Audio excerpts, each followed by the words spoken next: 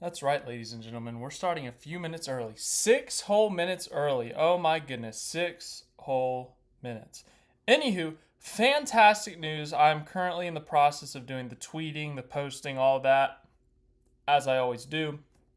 But fantastic news. The NASCAR website works. So they finally put a playoff picture on here so you can actually look at the playoff standings, which I'm so happy about because they haven't had it for the first 18 weeks of the season. And also, it worked last night during the race recap. So no rage from me.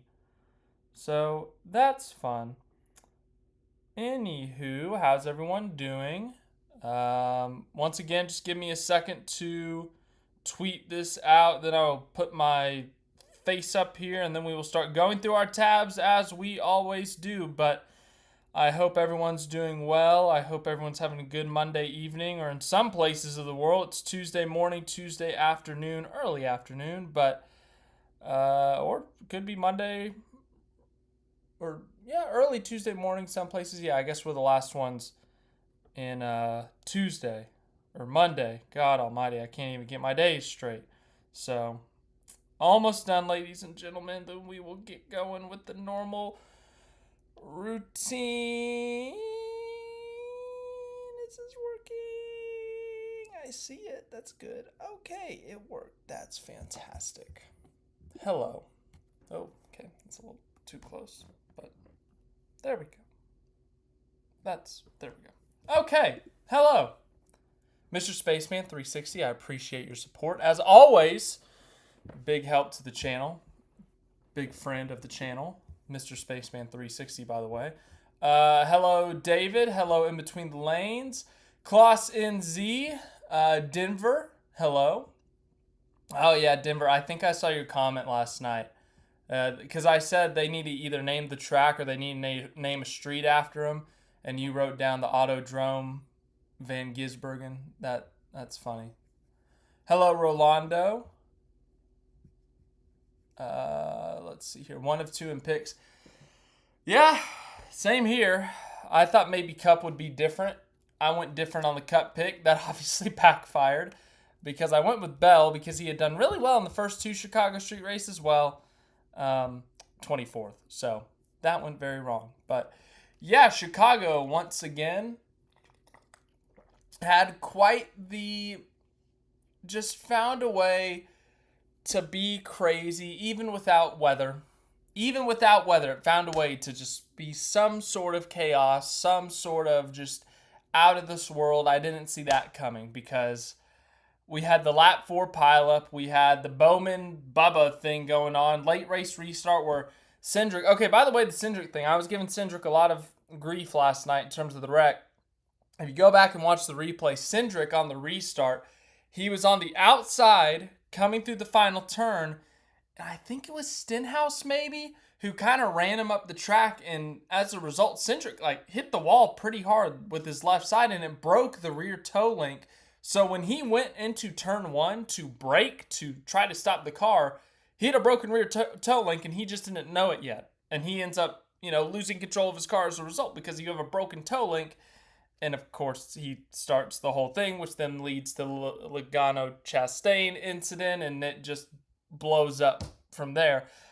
So my bad on that. I did not realize that Cindric had a broken toe link and all of that. And then the Cody Ware thing we already kind of talked about. I mean, we're going to go more into it tonight, but I had kind of already put a note that said he had a brake failure, and that was first of all, let's go to that first. Cody Ware, have you guys seen the replay of what happened to Cody Ware on the last lap? Or technically, it was 2 laps to go. We'll get more into that.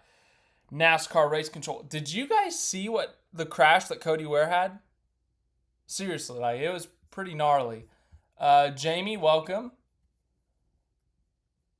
Let's see here. We will get to the Bowman Bubba thing. Yeah, SVG, he won again at Chicago. Yeah. Dude, okay, if you guys haven't seen it, let's get to it. This is Cody Ware's crash. Chris on Twitter posted it, but look at this crash. Did you see that little blur right there? Do I need to rewind? Look at this. right here.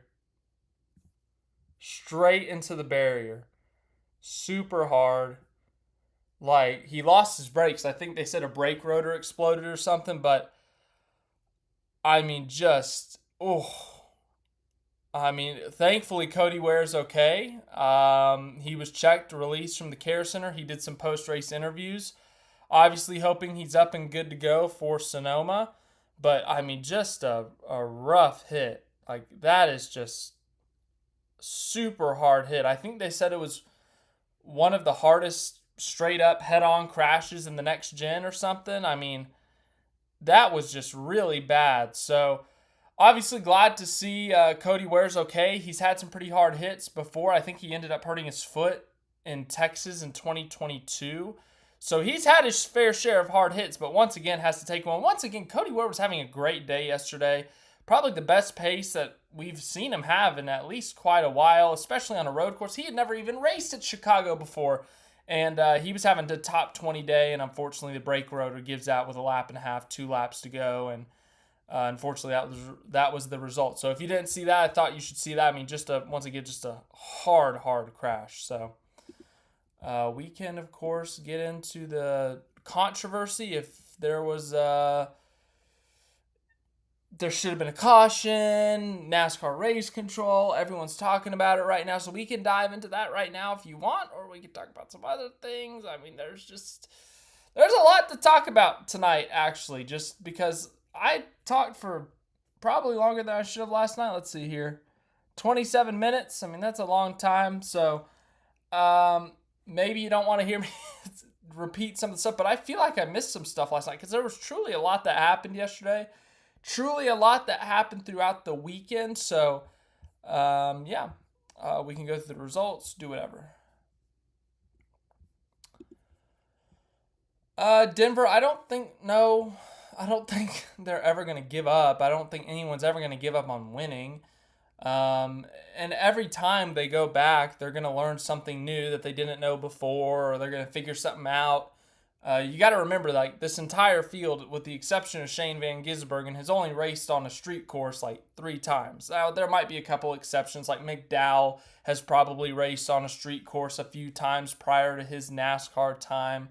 I'm sure we could go through here and we could find some guys. AJ Allmendinger's done a bunch of road racing. I'm sure he's done a street course before.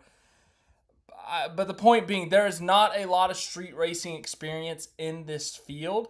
So this is where SVG has the biggest advantage. Like, the road courses, he has an advantage. As I said last night, he probably has a 1 or 2 step advantage on the field.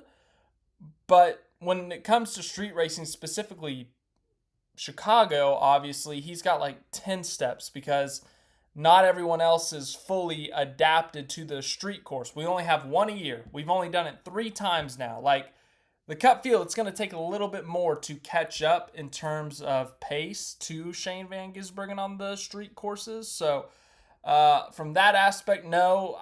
Once again, I don't think they've given up. I think, no, they're never going to give up. I mean, heck, Alex Bowman won the race last year. Yes, SVG got taken out, but Alex Bowman won the race. So, there's so much that can happen, wrecks and whatnot, strategies, fuel mileage, whatever, weather. But, yeah, it's just the rest of the field's kind of trying to catch up and obviously still not doing a great job at the catching up part. But, as I said, trying their best. So, we'll see. Yeah, okay. Oh, I forgot a tab. I'm going to pull up this video, but there was a video captured of Joey Logano yelling at Ross Chastain after the race. So, in case you missed it, last night after the race, let's see if I can't remember the name. Okay, cool. So, during the race, one of those last restarts, it was Ross Chastain and it was Joey Logano who got into it. So what happened is that Logano kind of got shoved into Chastain, spun Chastain out, and that's when Chastain hit the tires, but quickly was able to get it going again because he didn't hit it that hard and he was kind of straightened out. And he goes back in, he sends it on Logano, spins out Logano, takes Stenhouse with Logano, And as a result, ruins Logano. Well, it didn't ruin Logano's day. I mean, Logano, if you come down here, he still finishes 11th, but it ruined Stenhouse's day. But you got to remember, Chastain and Logano have had like 3 run-ins this year alone. Like Logano's called him a jackass this year. Like they've had their fair share of incidents. So this was captured by Dalton Hopkins at the track. This video of Logano yelling at Chastain. So, I mean, just looking at Logano, I mean, pretty animated, obviously. I mean, that's not just like a nice, like, hey, man, what happened? This is butt chewing. So, I mean, just like that is anger. So, and then Logano had some post-race comments, had said something to the extent of that Chastain admitted to wrecking him on purpose and that NASCAR needs to step in and penalize Chastain. So, we'll see if NASCAR takes action. If Ross Chastain truly did admit to intentionally wrecking Logano, then obviously he's going to get some sort of penalty. But I haven't heard any audio. Maybe it was just in that face-to-face confrontation. Chastain said, yeah, I wrecked you. What are you going to do about it? And Logano just was kind of like, I'm going to go tell on you. Like, I don't know if that's straight up what it was, if I've missed some radio communication between Chastain and his team or something, but yeah, that was interesting. As I said, Logano and Chastain have gotten into it a few times this year. This is at least number 2. I think it may be even number 3, so yeah, it's suddenly kind of a wild ride. When you look at these two's history, it's especially funny because just a couple of years ago, Chastain, the aggressive driver who oversteps, kind of like what we look at Hocevar right now. He oversteps, he makes mistakes, apologizes for it, and says he won't do it again, but then he does it again. Well, that was Logano about 10 years ago. Logano would overstep. He'd wreck people, spin people out when he didn't need to, and he got his butt kicked for it. He got intentionally wrecked for it. We're coming up on the 10-year anniversary of that at Martinsville in the fall. So, yeah, I'm trying to think of how to, phrase it, but I understand Logano's frustration for sure. Like, you didn't mean to wreck Chastain, and then he comes back and he dumps you because he thinks that you just wrecked him or whatever, like a corner later. So I understand Logano's frustration for sure. And if you're Chastain, like, if he truly did like get hit by Logano and he just immediately the next corner is like, screw you, I'm gonna wreck you. I don't really remember it, or not remember. I don't truly understand it. Once again, it's an interesting case, I guess, but obviously Logano did not approve of getting dumped by Ross Chastain there in the final lap. So yeah, okay, so I got a lot of comments on Saturday night when I had kind of talked about the whole SVG versus Zilisch thing. No, I don't think it was a dirty move. It was not dirty racing. He didn't completely SVG did not obliterate Zilisch. Like I said it in that video, I said if that was Austin Hill or something, if that was Sam Ayer, if that was a non-teammate, then, that's hard racing for the win, that blah, blah, blah, blah, blah. And yes, at the end of the day, it was hard racing for the win, but I was just saying from the perspective of that's a teammate, and that's also a teammate who's running in this championship.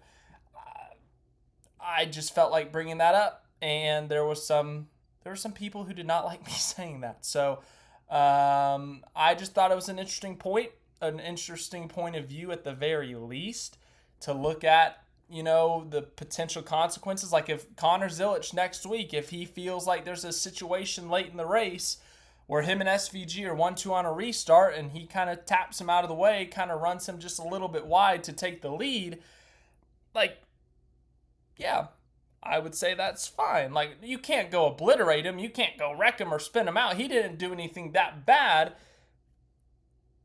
But, Connor Zilisch, if the time comes, if the opportunity presents himself to kind of send it on SVG the way SVG sends it on him, I'd say it's fair game. But once again, I mean, no one got wrecked. No one got spinned. No one cut a tire. It wasn't dirty, as I said, but, he ran him wide, and it's a street course. So running someone wide means you're putting him pretty close to the fence. So, once again, I still feel the same way I did Saturday night, where it's not a dirty move, no, but it's still a teammate. So, I don't know. Just something to think about. I got yelled at, so thought I'd defend myself at least a little bit.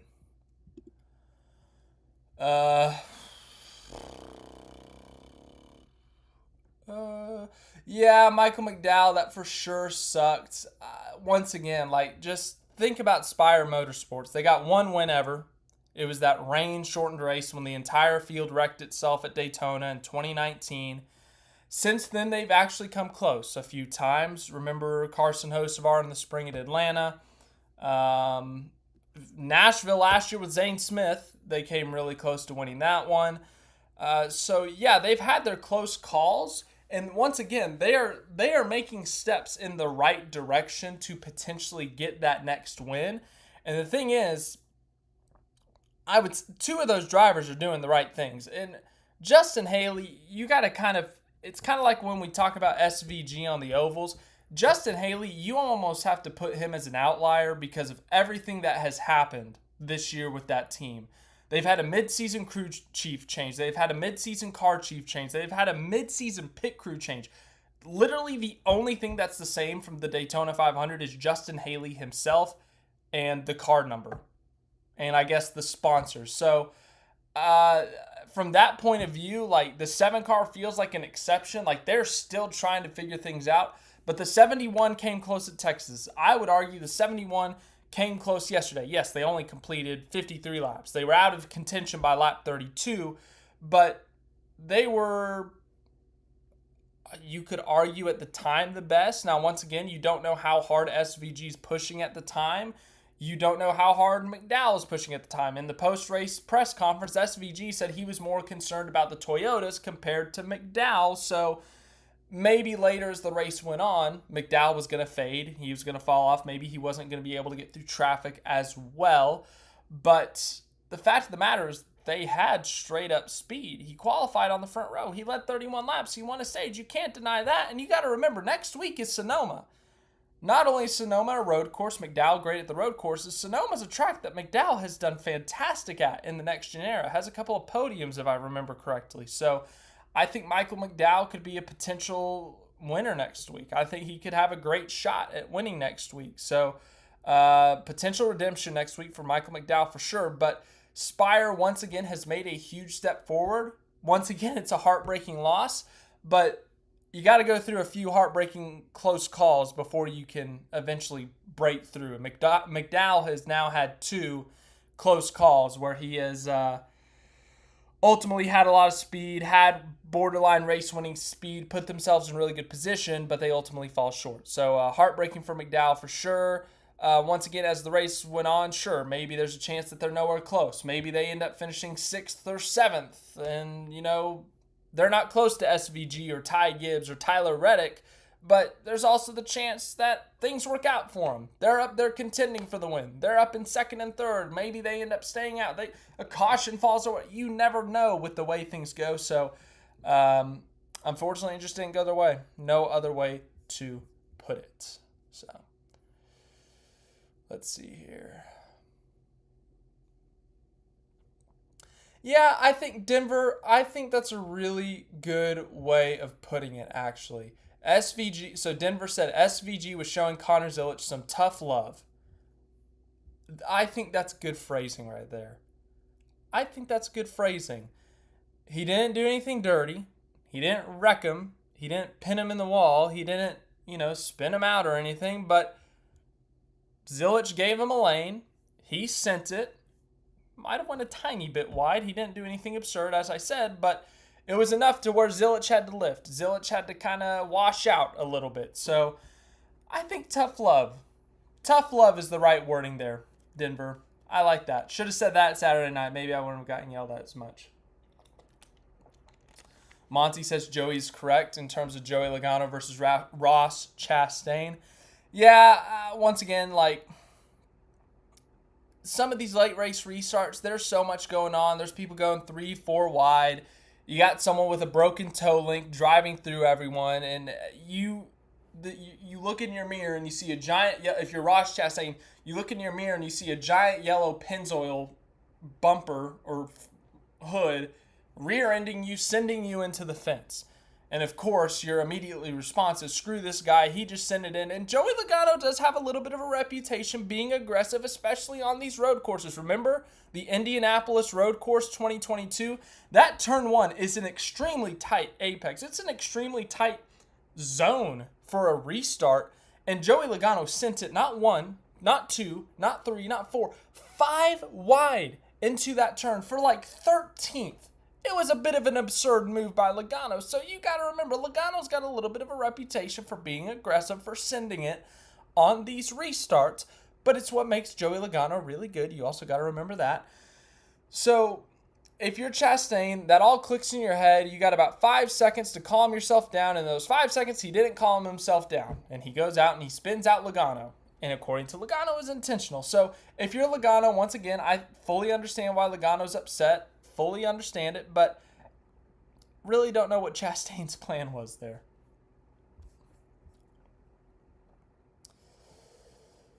God, there's mosquitoes and they bit me. I've got like 10 bites on my leg and it is just killing me. I've been putting on Afterbite all day long and it's just so freaking itchy, man. It's terrible. I hate mosquitoes. They're awful. I wish they'd all die. I'm pretty sure there's one in this house somewhere, and it's been biting me in my sleep. Like, what am I supposed to do about that? It's horrible. It's awful. I hate it so much. It's... Anywho.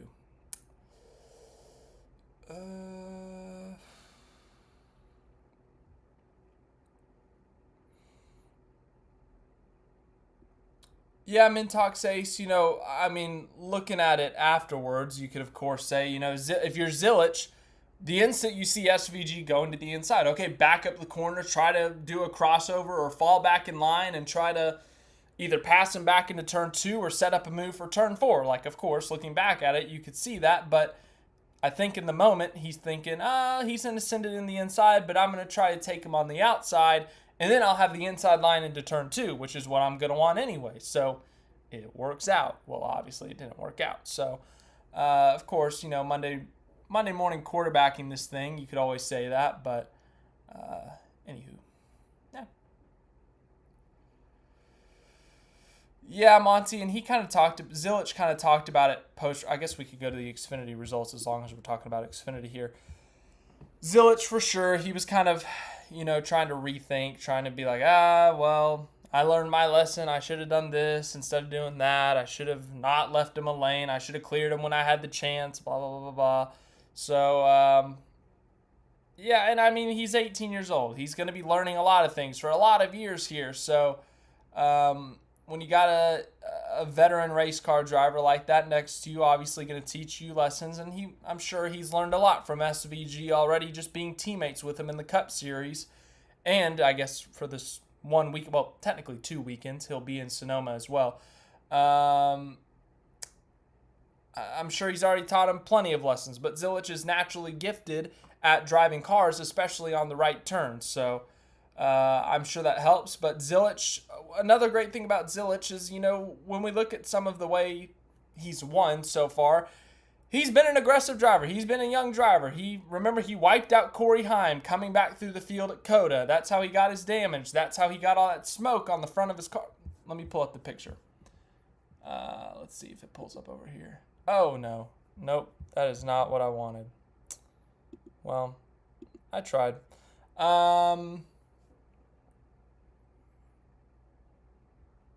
I don't remember what I was saying.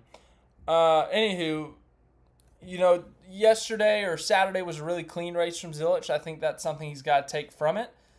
And not to say that he's had some dirty finishes or whatever, but he's come home and he's won some races, or he's had some road course races where he brings it home, brings it to a win or whatever. He's got some door rings on it. He's got the front bumpers knocked in and whatnot. So, I know he had his incident Saturday morning for the practice, but I don't know. Maybe I'm just reading too much into that. Maybe I'm just overthinking it.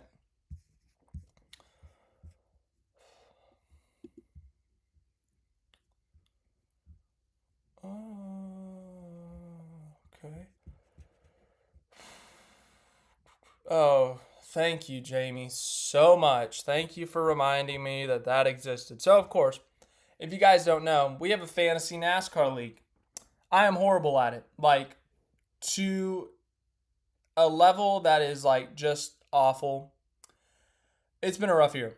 And of course, coming to the road courses, I usually have a good feeling of what's going to happen because for your lineup, you put in who you think is going to win the road course, your top 3 guys, and then you put a couple playoff bubble guys in there because they're going to get you some stage points. Well, I went all in on the road course guys this week, and also Busher, who I know needed some points. Yeah, it went awful. SVG, but everyone had SVG in their lineup, so that made zero difference. Zero difference for me. Christopher Bell, disappointing. That was a waste of a use. Ty Gibbs did great for me. Thank you. He didn't get any stage points. And then here's where everything went wrong. Lap 3, host of our Rex, takes a bunch of people with him, including Will Brown. Will Brown was in my starting lineup, and of course, he gets wiped out on lap 3. So I got to bench him immediately for Chris Buescher. And as I bench him for Chris Buescher gets on the radio and says, oh, I got a mechanical problem. I got an engine problem. I got an electrical problem. I don't even know why I try anymore. So, I guess I gain 18 points out of it. Yippee. I'm so bad at this, guys. Like it's truly sad. So race results, I finished freaking 18th. But you guys care about where you finish, so that's what we're going to go to. Look at this. We have a freaking tie. How do we get a tie for the win? Zerkman 95 and RT Racing tie for the win. Once again, what are the odds we have a tie for the win? Like, what? Oh my goodness. That's crazy. All right, we have a tie for the win. That's cool. Yeah, so neat. Let's go to the standings of our league. Once again, this championship battle, it's only an 11-point gap, and Klaus van Gisbergen has the lead. Dunkin' Donuts second. It's an 11-point gap. But in third place, chasing down the leaders. Remember, he missed 3 races at the beginning of the season. Expat_Kiwi_Mike_Wallace. Only about 160 points out. Oh, hello. Is this working? Did it just break? That's not good. Can you guys hear me? Can you see me? This looks normal down here. My website just crashed. The streaming site just crashed. So some feedback telling me if it's working is a bit of a lag. Oh, you gotta be kidding me. I don't know how to fix it. These are the only 2 devices on Wi-Fi right now, so it's not like I can... well, I guess technically the TVs are on Wi-Fi, but the TVs are off right now, so if it fully crashes, sorry, but there's not much I can do right now, but I'll do my best. Anywho, let's get back into it.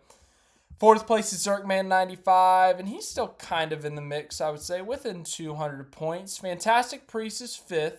RT Racing, Matt Smith 53, Aussie Matt. Then we got Dan the Jets fan. Remember, that's our defending champion.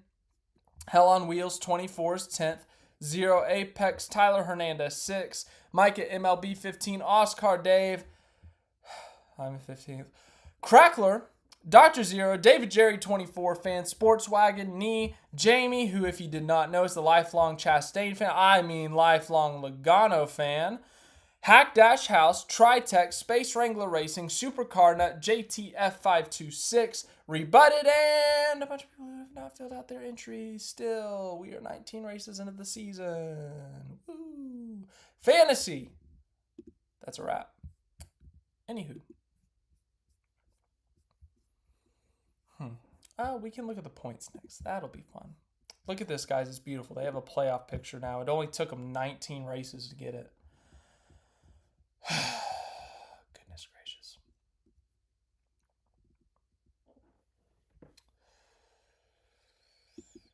Mintox Ace says, yes, the NASCAR guys may be getting better on the street courses in the future, but SVG will also get better at the road courses. He's only been to once. For example, he's taken the pole at the Roval, nearly won Watkins Glen.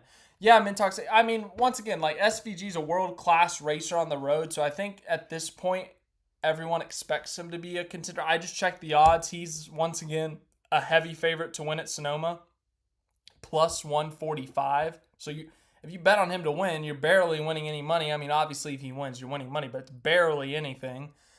But, you know, as you said, like, not that it's going to take him forever to get used to some of these tracks, but like Sonoma, he's raced in the Xfinity Series there. He's won in the Xfinity Series there. He's also done a test. He did a test with a Cup car at Sonoma last year at some time. I don't know when it was, but he has tested a Cup car there, so that's going to be a significant help. But as you said, some of these tracks that he hasn't been to as much, he's going to learn them. And I think this year, when you look at what's happened so far, you look at his 2 wins. Mexico, brand new track. No one had driven it before. Chicago, a track that he's already known for being dominant at and that no one has a lot of experience at. But then you look at Coda. That's a track that NASCAR's been going to for 5 or 6 years now and also is an altered course, and that was his first race with his team on a road course. Obviously, they started the race out great. Led a bunch of laps, nearly won a stage. Obviously, with the stage breaks and whatnot, having to pit, they probably would have won stage 1, and I remember correctly, maybe stage 2, maybe Kyle Busch would have won it. I don't remember. But then they kind of fell back late in that race, and they had to throw some alternate strategies. They end up finishing 6th.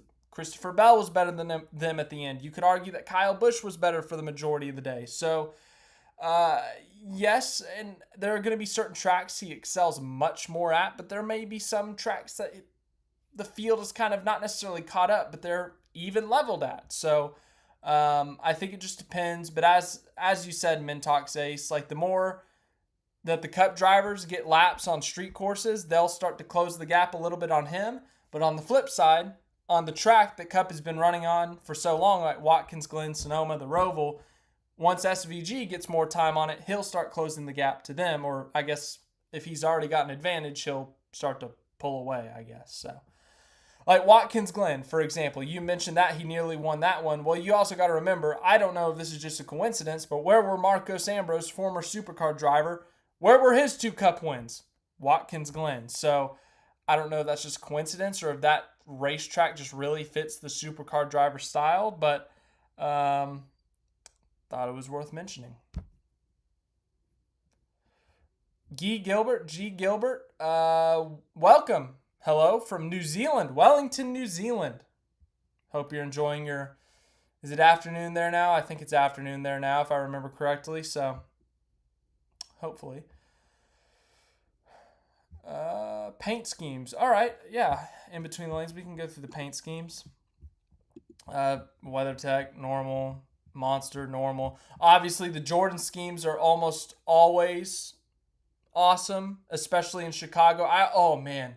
Last year's Chicago Jordan scheme for Tyler Reddick, that's probably been the best Jordan scheme of all time.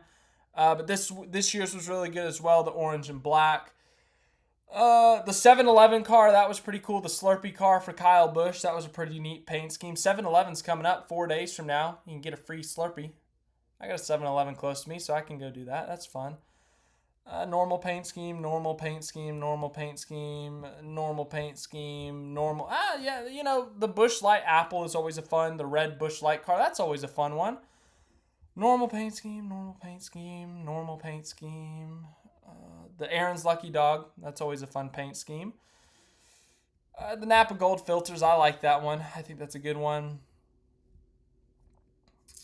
I'm trying to think if there were any like outstanding. Chase Briscoe's American flag, kind of patriotic paint scheme, that was cool. Because this past weekend was our biggest holiday. It was National Fried Chicken Day yesterday. Oh yeah, and Independence Day was on Friday. I guess that's a big one too. I'm joking, so please don't get mad at me. Christopher Bell had a cool paint scheme. It was like, I think it was like some sort of charity or something or foundation. I thought that was a cool with Craftsman Tools. Oh, Cody Ware with the beautiful Arby's cheesesteak paint scheme. Unfortunate end, obviously, and we can get into that more later. We already kind of talked about the wreck. Trying to think of any other ones at the moment. 71 looked really good with the DePaul University paint scheme. Such a random paint scheme. I mean, it makes sense because DePaul is in Chicago, but I'm just saying, like, to see a DePaul paint scheme on a NASCAR Cup car is just kind of weird. Once again, not like a weird, like a bad weird, just kind of like, who would have thought? I'm telling you, man, these mosquito bites are killing me. It's so itchy. Maybe the cold water will help make it less itchy. So yeah, I guess those are the paint schemes, I would say.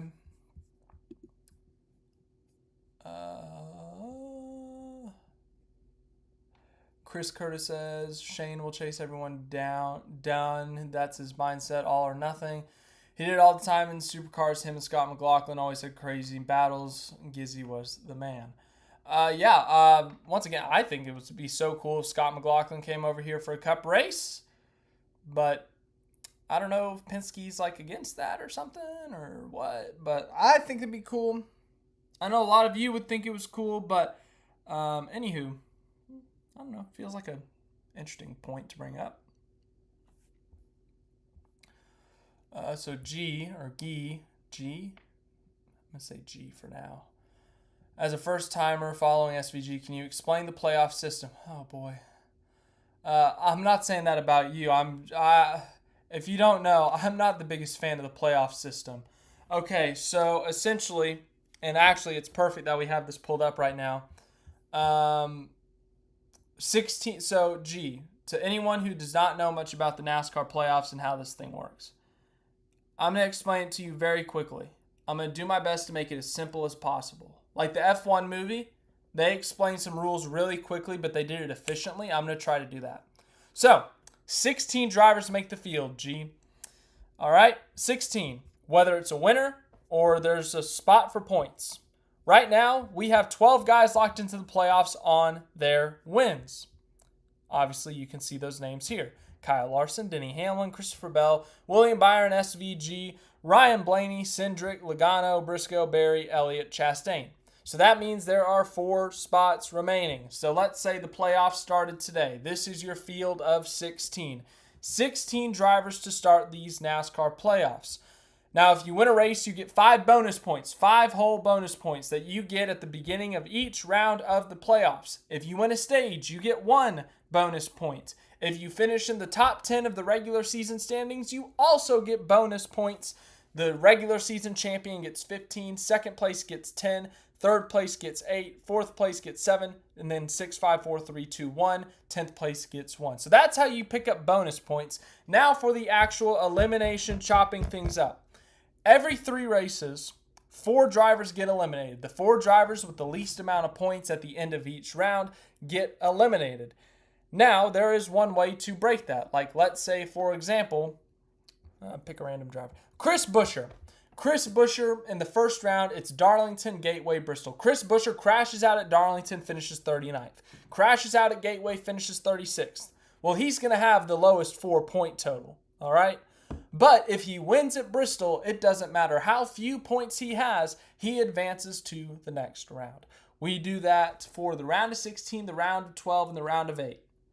So, if that makes sense, we start with 16, then we cut the bottom 4, then we go to 12, and then we once again cut the bottom 4 and go to 8, and then we cut the bottom 4 one more time, and that's what gives us the championship 4. And it's 4 drivers at Phoenix. Whoever finishes highest, no stage points, no bonus points. Whoever finishes the highest is your champion. So I hope I explained that well. If I didn't, I can answer questions. It's a complicated process that I'm not a fan of.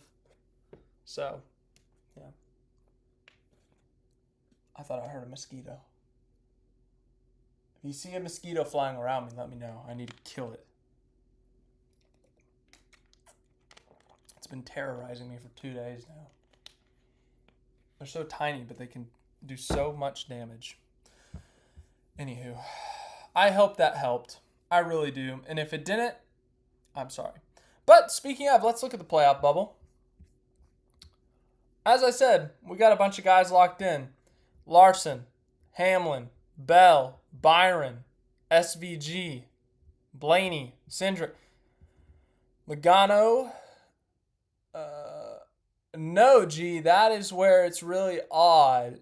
So everyone races throughout the playoffs. It's not like we put 16 cars on the track. Like every week there's at least 36 tracks, regardless of how many are in playoff contention, championship contention. It is truly a very odd situation. So despite there being a championship 4 at Phoenix, there are still 36 to 40 cars on the track. Once again, it's very odd. But it's how we do it. So, unfortunately. Anywho. So, how many races do we have left? Does it tell me? Do I have to do math myself? Let's go to the schedule. We have Sonoma, Dover, Indy, Iowa, Watkins Glen, Richmond, Daytona. So we have 7 races left. 7 races left, 4 spots left. So I still feel like the odds of us getting 4 or more winners in the last 7 races are pretty low. I think when you look at Sonoma, Watkins Glen, Daytona, those are our 3 best chances of a wild card winner. Like I could see McDowell winning Sonoma. I could see Allmendinger winning Watkins Glen, and then you could just pick a name out of the hat. I'm going to close my eyes and go hover, and bam. Austin Dillon wins Daytona. That's 3 of your winners, and then all of a sudden, all you need is Tyler Reddick to win Iowa and Chris Buescher to win Richmond, and then bam, there's 17 different winners. But I think realistically, we could see Kyle Larson win Sonoma. We could see Shane van Gisbergen win Sonoma. We could see Denny Hamlin win at Dover. We could see William Byron win at Indianapolis. Like, we're probably going to see a repeat winner at more of the normal tracks. At the road courses, it's a very good chance we see Shane van Gisbergen win, but also, you know, more than likely it's going to be a normal winner, if not a McDowell or an Allmendinger. So, yeah, once again, I think that's really low odds. So I am feeling pretty good about Tyler Reddick right now, because even if we get 3 more winners, he has over a 100-point gap right now. Now, that can shift dramatically, as we've seen with William Byron in the regular season championship these last few weeks. But these 3 probably feel horrible right now. Everyone else down here obviously feels bad already, but at this point, if you're down here, you got to win except for Ryan Preece. But even if you're Ryan Preece, like if McDowell goes out and wins, suddenly you go from -2 to -33. So at this point, if you're not Tyler Reddick, I would declare this a must-win situation right now. So I think everyone's going to race like that, if I had to guess. I know technically Preece is on the bubble, and he can stay out for stage points in stage 1 at Sonoma and surpass Bubba Wallace, but at this point, I feel like you got to go for a win. I get that every week you're not going to win, and you know hindsight's going to be 20/20, that you end up finishing 11th and you don't have any stage points, whereas Bubba finishes 14th with 8 stage points. Well, they just outgained you. Sure, why not? So, I would just say it's a must-win. And then speaking of the regular season drivers championship, I do want to look at that. It has massively closed in. William Byron had like an 80-plus point lead like a month ago. That has been a race. They have blown it like massively. Let's go to his profile here. I mean, this is just, these last few weeks have been disgusting for William Byron. 28th, 9th, okay, respectable. Then 27th, 37th, 40th. And all of a sudden, they go from 80-plus point lead, cruising to a regular season championship and 15 bonus points. And now, all of a sudden, there are 5 cars within a race of the regular season title. Imagine if we had a season-long format. Just imagine. We're more than halfway through the season. We've got 5 guys within a race of each other. Like, this could be insane. And also, you got to factor in, Denny Hamlin missed a race. Denny Hamlin missed a race and is still within a race of the regular season championship. Could you imagine if he loses the regular season championship by 1 point? We said this all year last year about Larson. We said, oh, Larson, could you imagine if he loses the regular season championship by 1 point? That would be crazy, man, after he missed the Coke 600. And then what happened? He lost the regular season championship by 1 point because he missed the Coca-Cola 600. Well, could you imagine if Denny Hamlin loses the regular season championship by 1 point? Man, wouldn't that be crazy? Yeah, let's come back to this in September or October or August, whatever that month is where the regular season ends. That'd be crazy. So Byron has massively choked this, and he could still very well go on and win it. Like, don't get me wrong, but they have massively choked this. They had an 80-point lead. That's a race and a half essentially. Race and a quarter. Race and a third. Math is hard. And now Elliott is 2 stages away. Larson's 2 stages away. Hamlin and Reddick are still a good chunk back, but they're within a race. That's my whole point of saying it. So, they've blown it. And once again, Larson has not led a lap since the Coke 600. They've been running not great as of late, and they have still closed in. Chase Elliott has been running great as of late, and that's why they've closed in. I mean, they were as low as here, I think, maybe even here. So, Reddick, this thing is definitely helping him. They've had some great runs in the last few weeks. Hamlin's had some great runs in the last few weeks. So, yeah, it's just really just kind of, that's how it's played out so far. Yes, G, it's very odd. Our format's very odd. David, yeah, okay. The in-season tournament's still happening. Let's look at this bracket. Ty Dillon, the lowest seed in this tournament, the 32 seed, is in the Elite 8. He races Alex Bowman at Sonoma. You know, Denny Hamlin pointed this out. Ty Dillon's opponents in the in-season tournament have all crashed before the conclusion of Stage 2. Denny Hamlin crashes like 3 laps into Stage 2 at Atlanta. Brad Keselowski crashes like 3 laps into the race at Chicago. So Alex Bowman, his DNF odds right now are very, very good because he's going up against Ty Dillon. Then on the other end, we have an all-Legacy Motor Club Elite 8. So a Legacy Motor Club spot, Final 4 spot, is guaranteed right now because Jones and Nemechek play each other. And then we got Ty Gibbs and Zane Smith. Chris Buescher, my champions, that my bracket is in the trash. It's in the trash. It's garbage. It sucked. And then we got Priest and Reddick. Like, we have 0 wins, but we got a Hendrick car, we got a 2311, and we got a Joe Gibbs car somehow. Some way. We got the winless 23, well, I guess all of 2311 is winless at this point. But then we got the winless Gibbs and we got the winless Hendrick. What are the odds, man? So, yeah. Just crazy. This will be a part of our Monday picks. We'll come back to this. But yeah, man, just absolutely crazy. Jamie, I should get a tennis racket style bug zapper.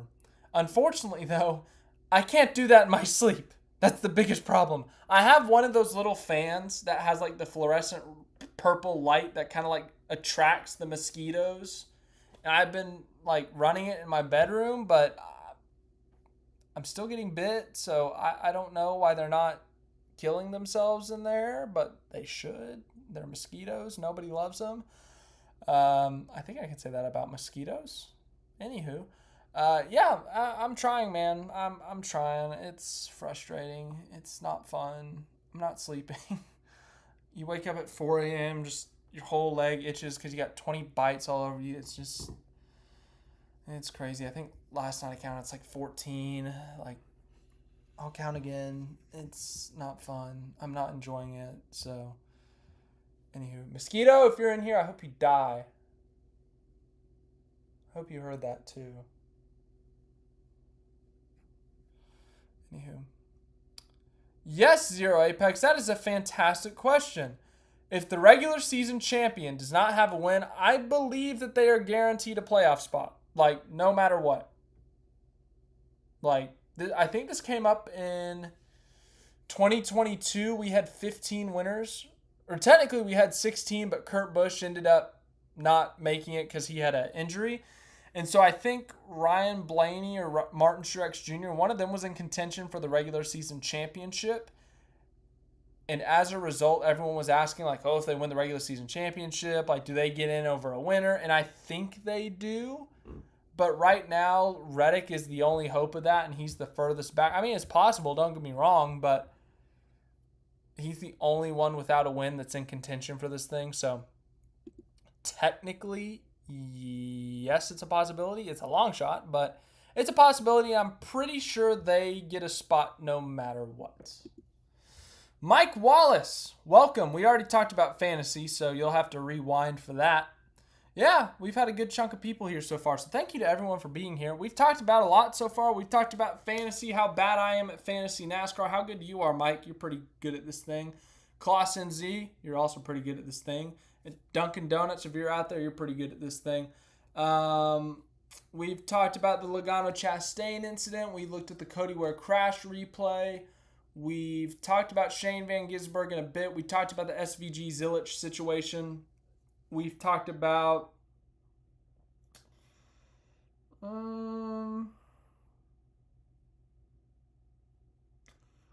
points here. We've talked about the playoffs. We talked about the in-season tournament. Does anyone want to get into it? Does anyone want to get into the race control? Anyone want to talk about race control? Anyone? I mean, it's kind of like a lot of people on the internet are yelling about it, so I don't know how much people want to talk about it. But we can. Once again, if you don't, we don't have to. We got some bonus time this week because there's no SVG recap because we kind of did that yesterday. But,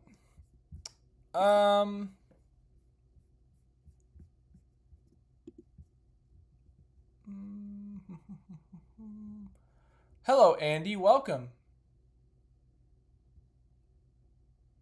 Yep. Hey, fun fact. Shane van Gisbergen is now the winningest international NASCAR Cup Series driver. He broke a tie with Juan Pablo Montoya, Daniel Suarez, and Marcos Ambrose. So that's interesting. I guess if you're a Shane van Gisbergen fan, you're probably happy if I had to guess. So, yeah. I don't know where he is because I think Suarez has like 6 or 7 Xfinity wins. So I think Suarez is like the winningest international across the national series, like the Cup Xfinity truck. But I think SVG is getting close, obviously, because he's got 3 Cup wins. He's got 4 Xfinity wins. So, I mean, he's catching up to Suarez. But, yeah. I don't know. That's just an interesting fact. Yeah, Monty. So if you guys didn't know, Cody Ware, who once again, I'm going to say it again, was having a fantastic race. He was running in the top 20. They actually had some good speed. They were looking really, really good. Unfortunately, they blow out a brake rotor or something on the last lap, or 2 laps to go, and Cody Ware drives hard straight into the tire barrier, and it's so bad. Like, it's not like he just kind of slid and, tapped the wall, drove a little bit into the tire barrier, was able to back it out. Like, he destroyed his car. Like, there was no hope of that car being saved. So, in NASCAR, it does not help. The NASCAR comes out after and says, oh, yeah, we did not see that incident happen. We saw him in the tire barriers, but we were kind of hoping that he would back it up and drive it back to pit road so there wouldn't have to be a caution, like what we saw with Kyle Larson last year. Well, the thing about Larson last year, A, they had a camera on him directly as he drove into the barriers. 2, he did not drive it as hard into the barriers because he was applying the brake. He just hydroplaned into the tires. And 3, he drove out almost immediately after, but he didn't have time to do it because NASCAR threw a caution in 3 seconds. Well, there was not a camera on Cody Ware as he did this. He did not have any brakes to apply, so he was driving 90, 100-something miles an hour into the tire barrier. And then on top of that, he sat there for like a minute without any caution of some sort. So Of course, there's internet conspiracies that they didn't want to deal with the rain. They didn't want to deal with the weather. So they just let SVG get to the white flag and, we'll call it a day. Good job, everyone. Another great Chicago street race. We don't want to deal with a late race restart with the weather coming. So we're not going to look. But it's mind-blowing that in 2025, with all the technology we have, we literally have onboard cameras available on HBO Max. It's pretty mind-blowing that NASCAR can't get on that, pretty quickly. I know there were marshals there, waving the blue flag, hey, man, there's a car crashed here. And he just obliterated the fence. But do they not have, a radio to say, oh, my God, guys, this isn't some light incident. He just murdered the wall. This car is destroyed. We need to make sure he's okay right now. You got to throw the caution right now. You got to do it right now. Is there not someone down there with a radio? Yeah, that was rough. The Barry one, too. Josh Berry sitting there with his driver's side door just pointing right at the field at turn 8 or turn 7 or whatever it was. And everyone's just blowing by him. Race control had a bad race yesterday. Obviously, anytime we talk about race control is when they have a bad day. It's kind of like referees. You never talk about the refs when they have a good game or they do nothing wrong. You only talk about them when they mess up. So I feel bad for race control because they do their best, but when they mess up, it gets blown up like this. So yeah, Cody Ware's wreck was pretty nasty. They probably should have thrown a caution immediately. That would have resulted in overtime, and that restart would have been chaotic, and there probably would have been some wrecking. Probably at least a second overtime, maybe a third, maybe a fourth. But, yeah, for the Cody Ware one, that should have been a caution almost immediately. I don't know how they don't have a camera on it. I don't know how they don't have communication saying, hey, this is really, really bad. You need to immediately throw a caution for this thing. So, I don't know. Yeah, Jamie, as I said, that was just really bad. The crash was so bad, and they didn't throw a caution immediately. Oof. Not the greatest look for NASCAR. And it's not even it was a 10-second pause. We're going to see if he can back it out, try to get it out of the way. This was 45 seconds later, that they sat on this. So, yeah. I saw Shane's post-race media presser where he literally said he was pooping himself, coming to the white flag, hoping they weren't going to throw the caution until after he crossed the line. Yeah, and this is, Mike, this is everyone's fear in NASCAR if you're leading the race with 2 laps to go. Your biggest fear is that someone's going to crash, someone's going to spin, there's going to be some sort of caution when you have a half lap to get to the white flag. So SVG ended up lapping Cody Ware as he's, roof deep into the tires. And of course, when you're the leader and you see a car into the tires, you don't want to deal with NASCAR overtime as the leader because you're probably going to get run over, especially at a road course, especially with a heavy braking into turn 1. So you don't want to have to deal with that at all. So at that point, you're going flat out. You're going full speed, trying to get to the white. I would argue that if you're a leader in a NASCAR race, your fastest lap is going to be with 2 laps to go rather than the last lap because you're trying to get to the white flag, especially when you're SVG and you have the race in that much control. So, yeah, he got lucky that they waited that long or that they missed it that long. But ultimately, that could have been we could have been talking about a completely different race if they throw that caution immediately. Andy, we'll get to our Monday picks here in a bit. We've had some more time to kind of spread our wings in terms of what we talk about. Nothing really crazy we've had to really focus in on. We didn't have to do an SVG recap, I mean.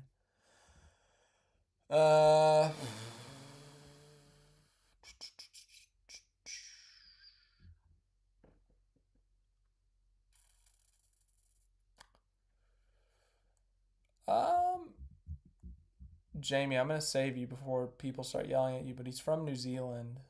But, yeah, Shane van Gisbergen, he's going to win a lot of road courses in his career. Let's focus in on this year because we don't know how he's going to develop on the ovals. The fact of the matter is, Shane van Gisbergen probably not going to win the Cup Series title this year. He's still developing on the ovals. He's still learning the ovals. He could go win the rest of the road courses. That's great for him. Good for Trackhouse, but I don't see a scenario where he wins the Cup title this year. So, not this year. maybe in the future, maybe if he develops on the ovals in the next gen car really well over the next couple of years. But as for right now, like, he could go win an oval race at Talladega, at Daytona. I'd say that's right now his best chance at winning an oval is still on those super speedways. Like, in the immediate future, like the rest of 2025, early 2026. But, you know, winning at a Darlington, a track that he's talked about he's enjoyed so much, winning at Texas, winning at Michigan, winning at Indianapolis, like, it's going to take some time to develop those oval skills, the intermediates, the short tracks. But as I said, we'll see how he develops on the ovals. But I would say his odds of winning, I mean, I just looked at the odds before this. His odds of winning the Cup title are still 60-1. Like, he's worse than guys who are not locked into the playoffs right now. And I don't mean like Tyler Reddick. I mean like Carson Hocevar. He has worse odds than Carson Hocevar, who like has to win to make the playoffs right now. So, anywho, do you reckon that Chicago is getting less love and a preference to end the 3-year deal because SVG is dominating so much? No. Speaking of, thank you for bringing that up, G. I want to talk about this. Chicago, there is still a 2-year option on the deal, and Chicago's actually open to it, which I was kind of surprised about. Because if you remember initially, Chicago was kind of like, Chicago signs the deal, they do that, but then like the people of Chicago, like the press, like everyone was kind of like, why are we doing this? This is dumb. This is a waste of time. It's a July 4th weekend. We're ruining the city, blah, blah, blah, blah, blah. Well, then it happens and people have a good time. And despite the weather, like, as I said, people had a good time. They had fun. NASCAR really enjoyed it there. It put on a really good race. And it's like, okay, let's give it another year. And then year 2 goes good as well, despite the weather. And then year 3 happens. And it's like, okay, we finally had a dry race. We had everything go our way. Like, hey, it's almost, I think the word tradition was used by the Chicago mayor. He's like, this is kind of becoming a Chicago tradition. So if we go through this article, if we speed read this, Cliff Notes, whatever you want to call it, this first bit is like the big thing we got to look at. Mayor Brandon Johnson's administration is open to 2 more years of the NASCAR Chicago street race, but only after exploring the possibility of shifting the marquee event to a different date that does not pose the challenges that July 4th weekend presents, a top mayoral aide said Monday. So, this is actually a problem with Daytona. I say problem, that sounds bad.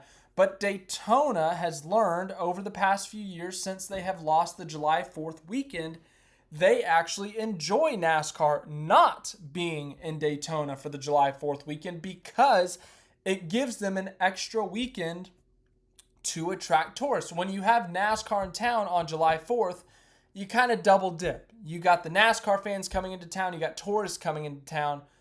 Well, then you don't get another weekend. You get the Daytona 500 on July 4th. That's it for Daytona. Well, now that it's in August, they have 3 big weekends, 3 major weekends for Daytona. They got the Daytona 500. They got July 4th as an independent kind of thing. They don't have to rely on NASCAR. They don't have to lean on NASCAR. They can promote their city. They can promote their beaches. They can promote their restaurants. They can have events. They can have parties. They can do whatever they want to do on July 4th weekend, fireworks, whatever. And then August comes around and bam, here we are again. We got another NASCAR weekend. Let's focus on the racing. Let's have some fun. And let's also, of course, promote our restaurants, promote our beaches, promote our hotels, promote blah, blah, blah, blah, blah, and, rise up the stock of Daytona Beach. So Daytona not having NASCAR has actually kind of prompted them to say, well, actually, I know everyone loves us on July 4th weekend, but we kind of enjoy not having July 4th weekend. And I think it's probably going to be the same thing with Chicago, but the biggest difference with Chicago is this is in downtown Chicago, and Chicago is a much bigger population than Daytona. It's one of the biggest populations in the United States. So absolutely, I understand Chicago's point of view. The July 4th weekend is hectic. It's one of the biggest travel weekends in the United States the entire year. So, and Chicago is a major destination in the United States as well. So, you just got to factor all that in. And honestly, if Chicago wants to stay on, that's great because this street course has worked in terms of the racing product. There are so many different passing zones on this track that have made for fantastic racing in multiple series. The Cup Series has struggled on road courses in terms of the quality of racing in the next gen era. But Chicago, all 3 races have had pretty solid racing. I'm not going to sit here and tell you all 3 were 10 out of 10. Great races, the best thing ever. But you can pass. You can make moves. You can have alternate strategies. Things happen. It's exciting. People make mistakes because of the street course factor. The way this track is set up, it's a very good racetrack. So if NASCAR potentially doesn't want to screw around with making another street course right now, designing another street course, or the San Diego deal falls through and they want to keep a street course on the schedule, they could come back to Chicago and say, hey man, we love the concept. We love our events that we've had here. We think it's been a big success for both parties. Let's do it again. Well, if Chicago comes back with a concession saying, okay, we're willing to do it again for 2 more years. However, we want to do it a different weekend. We want to do it at the end of July. We want to do it in June. Just any weekend but the July 4th weekend. I think NASCAR would say, that's a good deal. Sign the paper. So, in terms of the future of Chicago, I think there is actually some hope that it could happen. There's been a lot of, not negative, but it's been like, okay, this is for sure the last one. We're never coming back to the streets of Chicago. This is it. Like, year 3, it's gone. I feel better about NASCAR going back to the Chicago street race today than I did like a week ago, honestly, because of everything that's been said. The mayor has been extremely optimistic. He's been extremely complimentary of NASCAR, of this event. And the fact that they are willing to have some discussions about extending it to activate that 2-year option is actually very promising for the future of this track. And of course, there's also the possibility of NASCAR having 2 street races in the same year. That itself is a completely different debate. Like, are we overdoing the road courses and street courses? Like, I don't think we should ever exceed 8. I think the absolute exceeds 7, really. I think 7 is the maximum amount of road/street courses we should do in a single season. If it comes down to Chicago, Mexico, San Diego, like those tracks all want 10-year deals or something. Like the F1 deals, when they give tracks 20-year deals, well, give those 3 a 20-year deal, but, maybe put it on a rotational basis. Like, we do Chicago and San Diego in 2026, but then in 2027, we do San Diego, Mexico. 2028, we do Chicago, Mexico, and we go on a rotating basis without getting rid of the traditional road courses, Sonoma and Watkins Glen, getting rid of Coda, which has been a great road course for NASCAR. So I think there's still space for the Chicago street race. It's just a matter of NASCAR wanting to make space, and then also, are they willing to make the adjustment around Chicago and move it off of that July 4th weekend, because that is such a massive weekend in the United States. So I would love to see it come back. Once again, I think it's provided great racing. I know that Shane van Gisbergen has obliterated the field in every series, but with everyone learning, everyone getting better, maybe he has an off weekend and, we could see another Kyle Larson versus SVG weekend. We could have a Kyle Larson, Christopher Bell weekend. I don't know. And it's still going after a new fan base, which I think is great. I think we should go, there's 8 billion people on the planet? What's the reason for not making 8 billion people NASCAR fans? Come on, isn't that fun? No? I know there's a certain part of the fan base that's stubborn and doesn't want that, because I'm not going to get into that, but anywho, yeah, I thought we should talk about that. So there's still hope.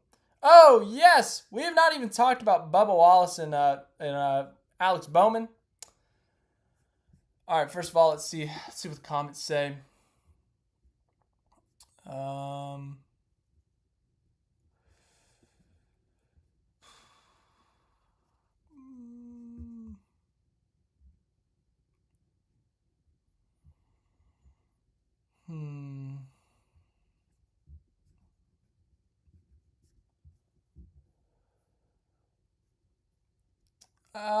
M Hall, kind of like what Zero Apex said. Like, the Xfinity car behaves completely different to the Cup car now. Like, if this was Marcos Ambrose's time in the Cup Series, that would be a fantastic idea, because the Xfinity and Cup cars used to be so similar to each other. Well, now they're nothing alike. The gear shift is completely different. The aerodynamics are completely different. The body is completely different. Every single aspect of the car is completely different. Like SVG has been very vocal that, yeah, last year was great for the Xfinity series to go run in that series, learn how the ovals work, figure things out, but that he's essentially had to throw all that away in terms of the Cup car. When he goes to Texas, when he goes to Darlington, when he goes to Homestead, like everything is completely different, and that you kind of just got to throw everything away because the cars are almost opposite. So theoretically he could. I'm sure there would be something good for him, but yeah, it'd be a little bit difficult because the cars are so different. Yes, Ethan Holland, 9_99, has made a fantastic point. If you finish last in the Chicago street race, you win the next year. Alex Bowman finished last in 2023. He wins in 2024. SVG finished last in 2024. He won in 2025. So William Byron, you are the 2026 Chicago street race winner. And also, I think back to the Chicago debate, you also got to remember that every single year, remember 2023 was the first time NASCAR had ever set up a street race. Well, every year they have improved the setup and the teardown. They have reduced the time that it takes to build up the track, cut down the track, or end the track. End the track, that sounds so bad. Clean up the track, I guess, so that traffic can get flowing on Monday for commuters, or the next week or 2 weeks, whatever. Like Las Vegas, they shut down the boulevard for quite a long time. It takes a long time to set that up because they put so many grandstands and hospitality places on Sands Avenue, on Harmon Avenue, on the Las Vegas Strip. That takes over a month to complete, but they've slowly reduced the timetable. Same thing for Chicago. They've reduced the timetable it takes. So theoretically, 2026 would be even a shorter time span of building that racetrack. Thought I'd bring that up. NASCAR at Bathurst would be so cool. Kyle, am I pronouncing that right? Kyle. Just simply because that track is insane. Like in a fun way. But I think that would be so fun. Obviously, logistically it'd be quite the situation. But anywho, that'd be fun. Yeah. Ooh, Jamie. Moving the Coke 600 from the Memorial Day weekend, that's like the most controversial thing I think you can say, honestly. NASCAR fans are so attached to that. So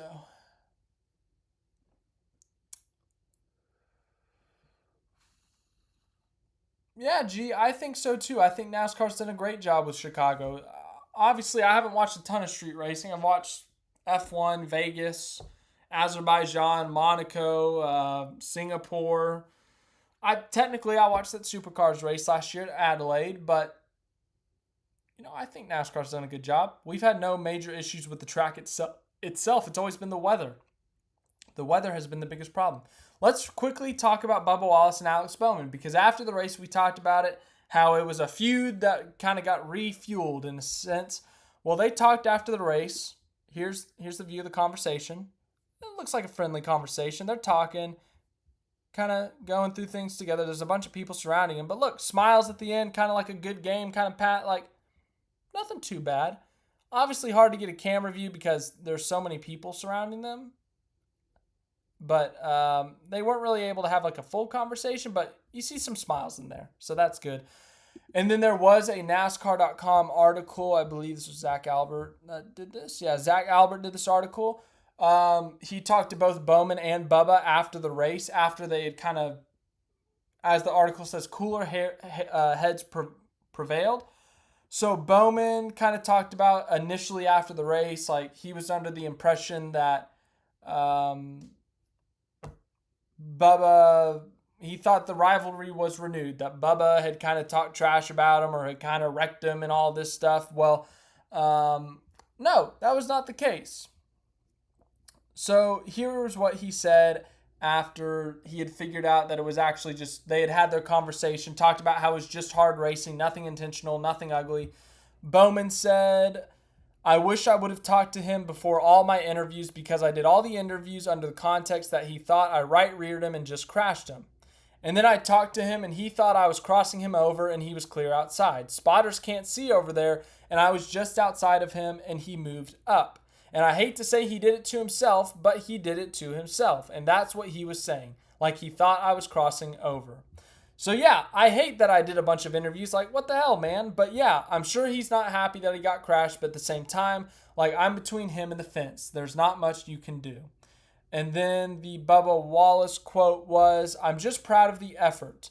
You know, late call on the 5 that got us spun, hated that. Just when you think everything's going okay, but we were able to jump ship and switch up plans, put us right back in the race. So man, I was passing cars, having fun, showing that we keep improving and keep building confidence. We'll be fine.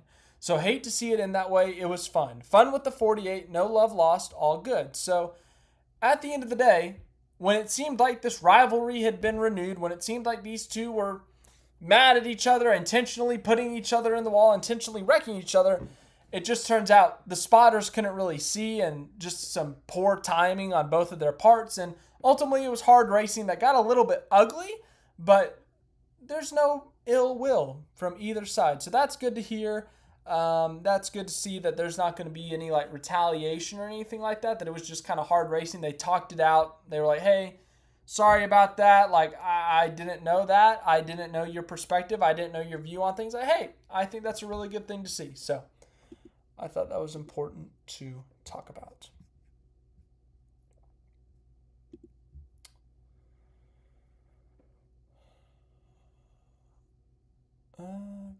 Well, Denver. So Denver, I don't know. I think it was V8 Sleuth. They did an article. Will Brown kind of said something to the effect of, you know, obviously Will Brown's day went horribly wrong. Immediately crashes on lap 3, never had a shot. But, excuse me a second. I think he had said something to the effect of, it would be really cool if NASCAR and supercars could, you know, collaborate and have a race weekend together. I think that would be a fantastic idea. Obviously, I would think whoever ends up hosting would end up being the premier series. So like if NASCAR goes to Australia, supercars is going to have the preference on time, on the race, where, when, who gets the prime time slot. Whereas if supercars comes over here, I think NASCAR is going to have that preference into who gets the primetime slot, what day you race, all that stuff. But I think that would be a fantastic idea. Logistically, it may be tough. Like Chicago, there's not a lot of space and whatnot. So figuring out the garages, figuring out the transportation, and then obviously supercars getting their stuff over here for that. But when you look at a Circuit of the Americas, COTA has a ton of room. I mean, when I was there in March, I mean, they had the Cup Series and Xfinity Series garage all kind of in the same area,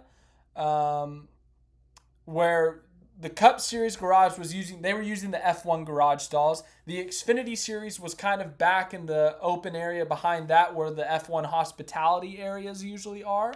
But then also on the other side of the racetrack, you had some IMSA, sports car, some other garage all the way on the other side of the track. So you could potentially have a NASCAR, and theoretically you could make it a Cup Series only weekend to kind of save the space, and you could have the Cup Series at COTA and the F1 garage stalls, and then you could put the supercars garage where the Xfinity cars are. Like, I don't know. So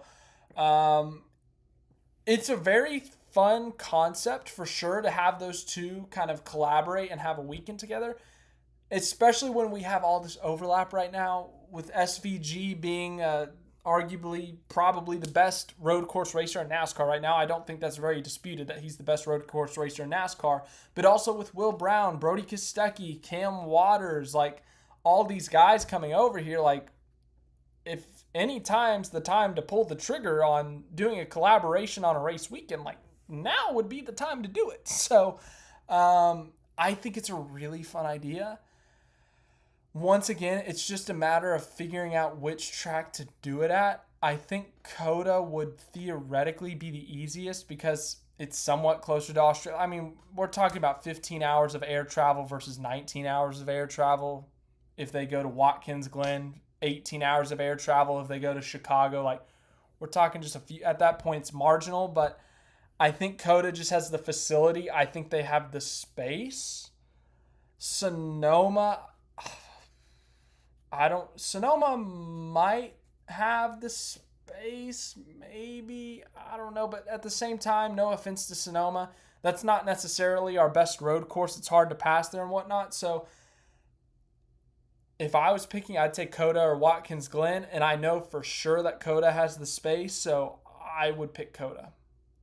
As for Australia, I think I don't see the problem with Bathurst is Bathurst is your big weekend in Australia, so I don't want NASCAR to go there during that, because that would just, I don't want them doing that when that's like Supercar's biggest weekend. So maybe Adelaide, if they got the space for it, I think that'd potentially be fun.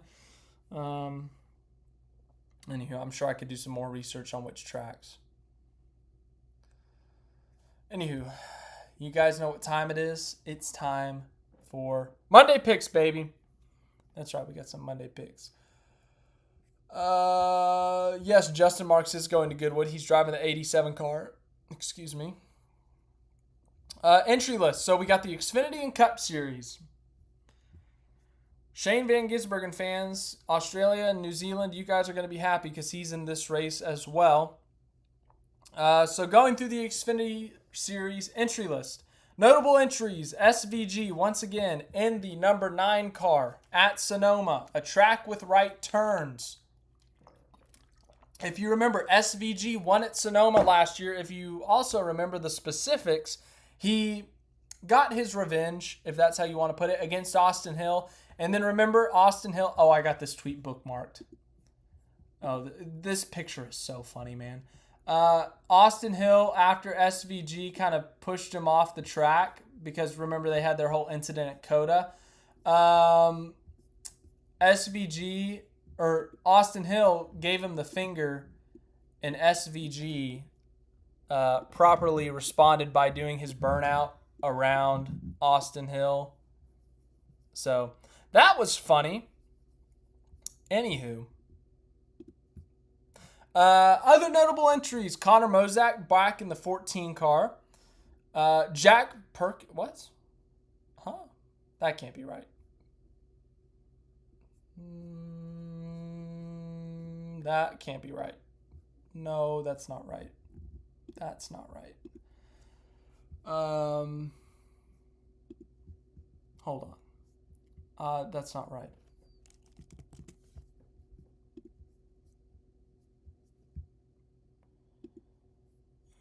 Riley Herbst. Riley Herbst is in the 19. This isn't accurate.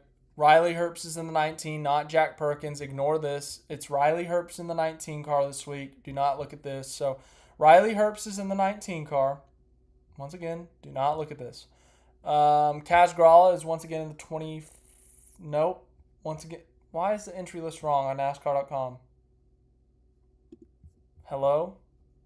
Okay, so Kaz Grala is not in this race. Shane van Gisbergen and Connor Mozak are in the race, so that I can confirm that. That is indeed accurate. Other notable entries, is Sage Karam actually in this race? Sage Karam is actually in this race. Thomas. Okay, so here's another one. Thomas Annunziana is not in this race. It's Will Rogers that's in the 70. God almighty. We're using last week's entry list. So, Connor Zilisch is not running the WeatherTech Red Bull car. He's running Roto Rooster. So, yeah, I don't know why the entry list is so wrong this week on the NASCAR website. Once again, SVG's not running this. He's running a quad lock car. So, yeah. This entry list is very wrong. In fact, it's so wrong that I'm just going to pull the actual one over here. This is your real entry list, ladies and gentlemen. Use this. Okay? Make your Monday picks. That's the real entry list. I apologize. I did not realize. NASCAR's website finally gets fixed. They finally have the playoff picture on there. They finally work on a Sunday night, but they don't know how to put together an entry list. It's always something with this website. All right, Xfinity. Let's see here. Zero Apex is saying Zilisch for Xfinity, SVG for Cup. David is saying Zilisch with some payback. Andy's going with an SVG sweep. Denver's going with an SVG sweep. Austin Hill. Is that a pick there, M. Hall? Brock is going with the SVG sweep. Mike Wallace is going with the Zilisch SVG double. In between the lanes, going with SVG Xfinity, but Busch or Briscoe for Cup.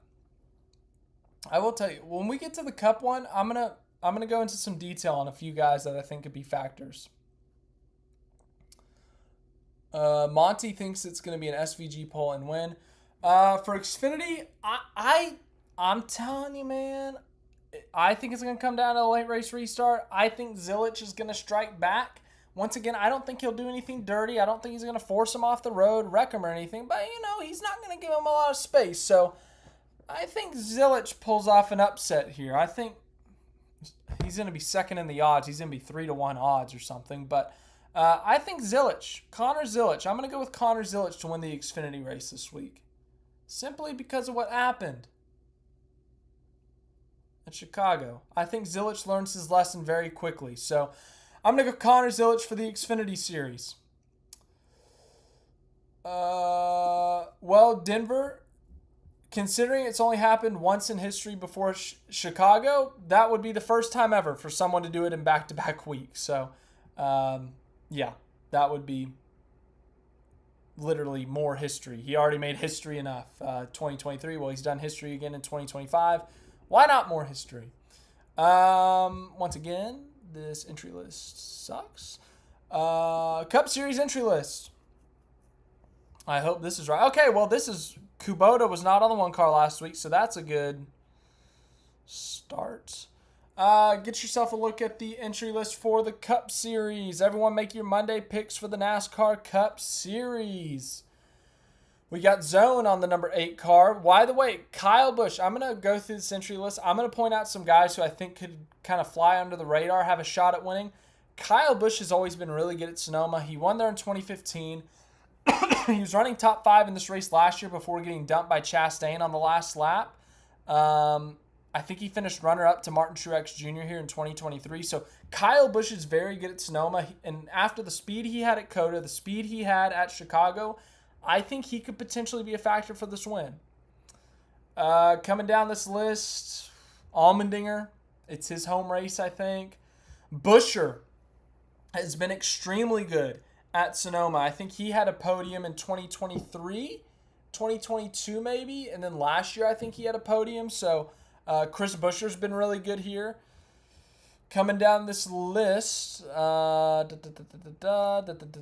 is all normal here. Normal. Ty Gibbs has been running great at the road courses this year. He could be a factor. Michael McDowell, same thing as Buescher. Excuse me. McDowell, he has been on the podium in the last couple of Sonoma races, or 2 of the last 3 or whatever. Well, you also got to factor in that he is extra motivated after the close call at Chicago. Leads the first 31 laps, wins stage 1, has a mechanical failure. Could he bounce back? Could he have some redemption in store at Sonoma? I think he's going to be one to watch. So McDowell, Buescher, Kyle Busch, I think those are 3 names that you may not think of immediately. And I think potentially you got to look at those. And then, of course, SVG. Red Bull was listed as the sponsor in the preseason. They don't have a sponsor listed here right now, so I will keep you updated on what the sponsor is for SVG and Cup. But make your Monday picks for the Cup Series, the NASCAR Cup Series.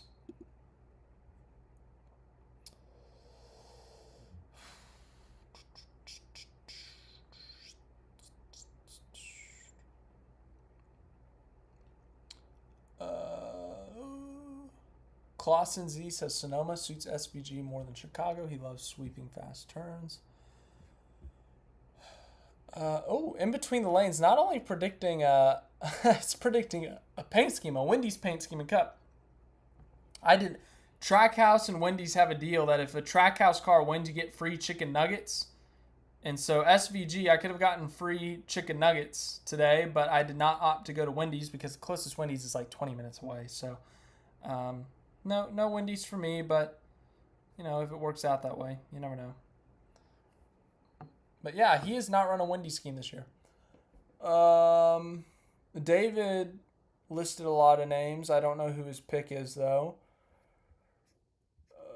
Anyone else? Monday picks? I know a lot of people already picked their Cup winner up here. A lot of SVG picks. I think all SVG picks, honestly. No, in between the lanes said Busch or Briscoe. SVG 4 wins away for the 100 career road course wins. Well, the majority of his career has been road course, so don't get me wrong. I'm not saying it's not impressive, but if it was like his whole NASCAR career, then he'd literally have won every road course race for like 20, 30 years. So you get my point, Denver. David saying all those are his picks. So David has a lot of picks here. He's going Byron, Busch, Elliott, Suarez, Bowman, Larson. I guess that's like his final top six. So Byron's your winner, if I'm reading that correct.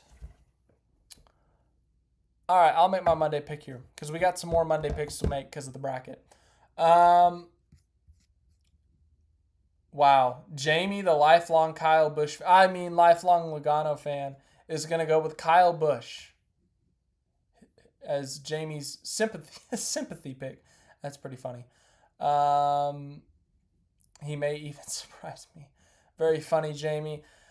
Yeah, the biggest question for me would be, does the COTA SVG 88 team show up or does the Chicago Mexico team show up? It seems like they have a flow at the road courses now. I know Mexico is new. Chicago is SVG's playground, whereas COTA was more of a traditional, more well-known road course for the teams, and obviously we saw how they finished that race. He's run laps here in Xfinity. He's run a test here at the Cup car. At this point, I'm going to give him the Kyle Busch Truck Series treatment, and I'm going to pick him until someone else proves me otherwise. So, I'm going to go with SVG to win the Cup race, Zilisch to win the Xfinity race. Monty, very funny. Christopher Bell for the win, as Marcus always. Marcus is Christopher Bell's biggest fan. Marcus was on a heater at the beginning of the year. Picked Christopher Bell, and Bell wins 3 of the first 5 races, and I think at that point he was on pace for like 30-something wins. Well, Christopher Bell's not won since then, so Marcus's winning percentage has gone down a little bit. So, Hello, Roosty _93. Greg is saying that SVG is going to win Sonoma, then he'll win the Roval, get to the top 8. Crazy crash happens in the last race of the year, and he wins the Cup championship. If you believe that, man, there's some crazy odds for you right now. I think it's like 60-1.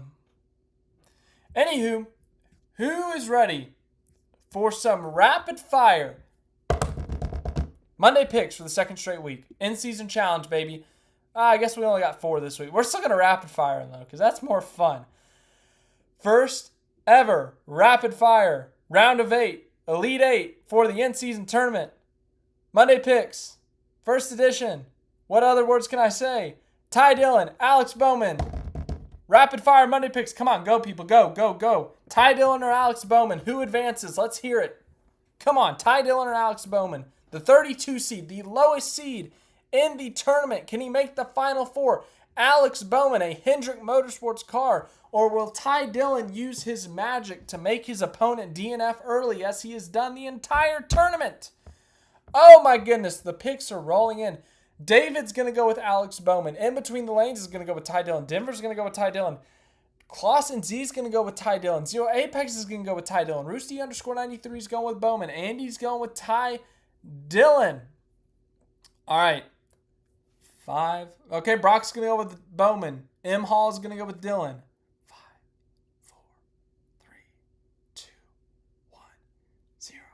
Okay, so Ty Dillon was the fun pick a week ago. And also, Brad Keselowski's not good at road courses. Unfortunately, I think Ty Dillon's luck runs out here.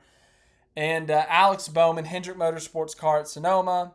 I think Bowman avoids issues, avoids problems, and just simply outruns him. Nothing special. Alex Bowman can run 12th. I think he wins this thing. So as long as Bowman goes incident-free, I think he advances. So I'm going to go with Bowman. I know everyone's picking Ty Dillon because it's the fun pick. I did it last week. A bunch of us did it last week, but I think the road ends here for Ty Dillon. So Alex Bowman to the Final Four. Now we have an all-Legacy Moto Club matchup. John Hunter Nemechek, Eric Jones, everyone. Monday picks, rapid fire for a spot in the Final Four in-season tournament. Go. Jones, Nemechek, Legacy Moto Club. Who's going to advance? In between the lanes is going with John Hunter Nemechek. David is going with Eric Jones. Denver is going with Eric Jones as well. Zero Apex is going with Eric Jones. Jamie is going with Eric Jones. We got a lot of Eric Jones picks here early. Roosty_93 is going with Jones. Andy, I'm assuming you meant Nemechek there. I could be wrong. Clausen Z is going to go with John Hunter Nemechek. Anyone else? 5, 4, 3, 2, 1, 0. No logic, no thinking. John Hunter Nemechek. That's my pick. So John Hunter Nemechek versus Alex Bowman in the Final Four. M. Hall's going to go with Jones. Next up, Brock is going to go with Nemechek. Next up, Ryan Preece versus Tyler Reddick. Tyler Reddick may be the 23 seed, but he's one of the best road racers we've got. Ryan Preece has been a solid road racer this year. Has a few top 10s on the season. He's actually been running pretty well. Rapid fire Monday pick, spot in the Final Four on the east side of the bracket, and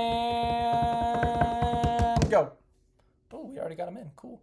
In between the lanes is going with Tyler Reddick. Jamie is going with Tyler Reddick. Cameron is going with Ryan Preece. Andy is also going with the California kid Tyler Reddick to advance to the Final Four for 2311 Racing. Zero Apex is going with Ryan Preece.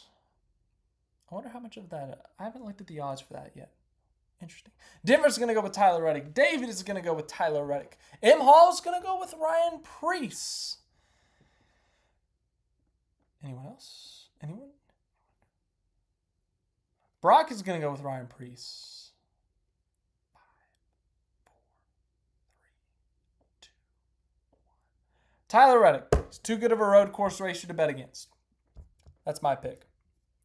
And now one final spot in the Final Four. We have Ty Gibbs. We have Zane Smith. Zane Smith has just quietly made his way through this tournament.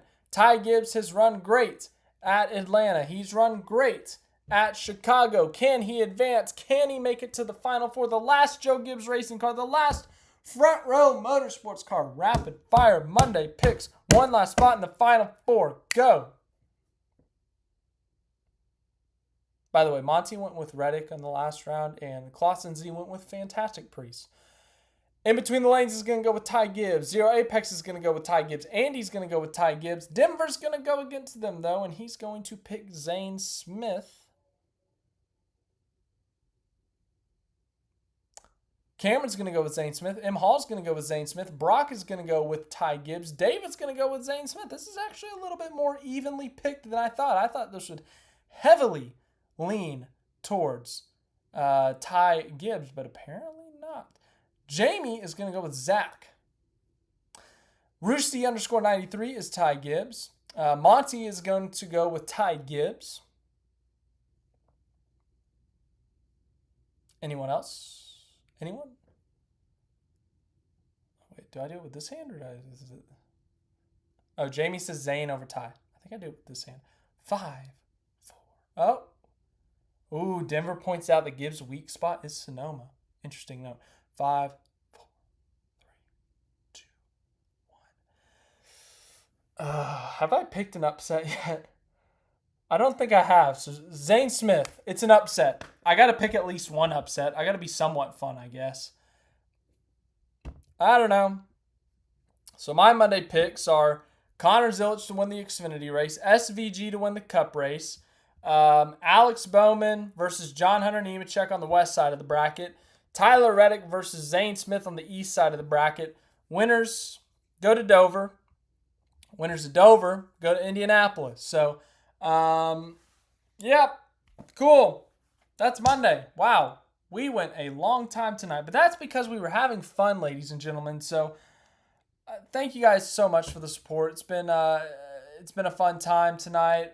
A lot of great conversations we've had, discussed a lot of different topics. The future of Chicago, Bubba versus Bowman. They're actually not mad at each other. Chastain versus Logano. They are actually mad at each other. Shane van Gisbergen made history yet again at Chicago. The future of street racing as a whole. The in-season tournament, the points battle, the playoff bubble, the wrong entry list as this crashes out again. Guys, I literally have like 3 minutes left. Could you just work properly, internet? Anywho,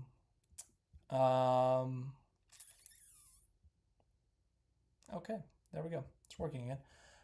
We had a lot of great conversations, so thank you to everyone. Once again, I suck at fantasy NASCAR. I apologize for that. Wish I could change it, but unfortunately, I'm just too dumb. Maybe I should just start going against my instincts and see what happens. But thank you, everyone, for showing up. Thank you, everyone, for watching. I appreciate you all. Jamie, David, Denver, Roosty_93, Monty, Andy, Zero Apex, In Between the Lanes, Clausen Z, Mike, and Clausen Z. You guys are awesome. Zero Apex. I'm probably repeating names at this point. Brock, David, G, welcome. Greg. Once again, I'm probably going to miss some names. So thank you guys so much for showing up. Thank you guys for the support. Andy, 2:30 p.m. in New Zealand. Hope you have a good rest of your day. 9:35 p.m. here in the US of A Central Time Zone. Roosty_93, thank you. Clausen Z, cheers. Zero Apex, see you later. Monty, see you next Monday. Thank you guys for watching. As I said, we'll talk about Sonoma this upcoming week, and then any other news that happens during the week, we'll get to it. We'll see if it's interesting at all.